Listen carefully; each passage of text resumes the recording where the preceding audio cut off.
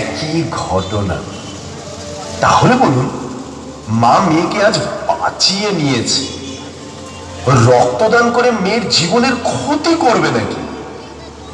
মেয়েকে টানতে টানতে বাড়ির পথে মা, আর আমাদের রিম্পার সেই হাসিটা কোথায় যেন হারিয়ে গেছে।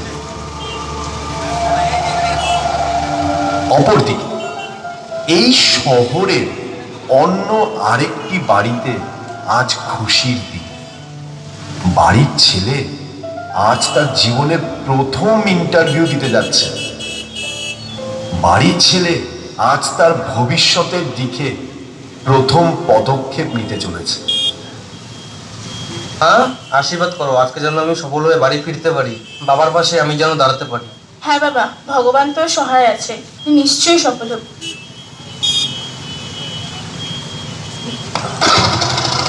দুর্গা দুর্গা, সাবধানে যাস বাবা। ইন্টারভিউ শেষ হলে তাড়াতাড়ি বাড়ি ফিরে আসিস।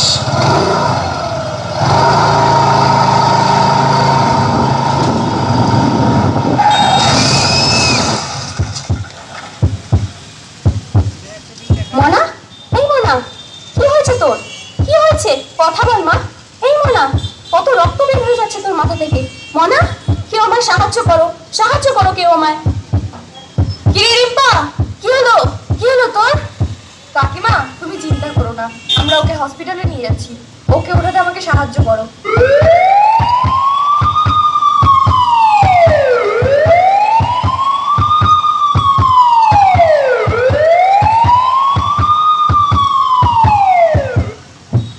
ডাক্তার ডাক্তার, দেখুন ওর স্কুটিতে অ্যাক্সিডেন্ট হয়েছে।